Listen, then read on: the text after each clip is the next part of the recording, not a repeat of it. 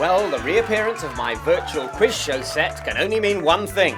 The producers have run out of virtual budget for virtual backgrounds and are recycling. God, I hope that doesn't mean I have to go back into that room full of unsettling babies.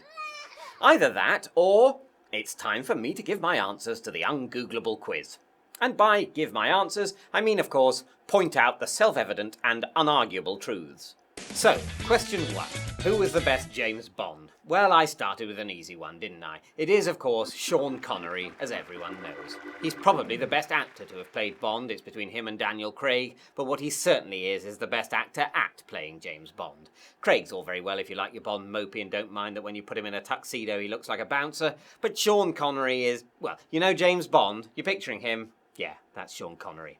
And don't give me the "oh, but Roger Moore brought irony and self-awareness to the role" shtick. Bringing irony and self-awareness to a Bond movie is like bringing salad to a barbecue. Some people may like it, but it's totally missing the point. Anyway, no one really thinks Roger Moore is the best James Bond. The people who pretend they think that are just indulging their journalistic urge to go for the unobvious answer.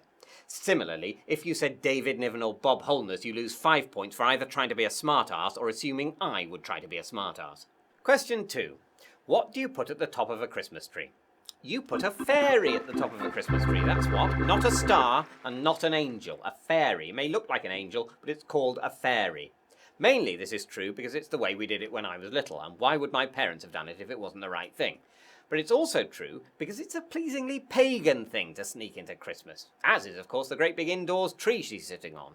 There's no tree in the Nativity. The little baby Jesus was not visited by some shepherds, 3 wise men, and an inquisitive Douglas fir. No, the tree is speaking to a part of us that goes way back further than a couple of thousand years. And it's saying, don't worry, not everything's dead, so probably the sun will come back. And the fairy on top is saying, I'm a magic fairy. Question 3. What is the best chocolate? The best chocolate is Cadbury's Dairy Milk. This is because it tastes the nicest. End of discussion. Question 4. When playing Monopoly, what piece should one select? Well, one should select the little gold-coloured model of a rather handsome square-rigged sailing ship that you don't get in most Monopoly sets, but that we for some reason had in ours. If you didn't have it, and I've never met anyone else who did, then I can't help that. Oh, all right, then I'll give an alternative answer. Not the ship, though. No points for that miserable little tugboat. You can have a point if you chose the iron, because I am a feminist. Vase is pronounced vase, obviously, not vase or vase, and certainly not vause, which I've never even heard of, but which the guy who writes these things with me insists people sometimes say where he comes from in Dorset. I doubt that very much. Vause, indeed. What's happened there is he's got blind drunk on Scrumpy and then overheard some German tourists discussing armed conflicts. Scones. Well, logically the cream is like the butter, so that should go on first, then the jam. Not so fast though, because logic is all very well, but the fact is the cream doesn't spread on a scone as easily as jam, so the correct answer is jam first, then cream.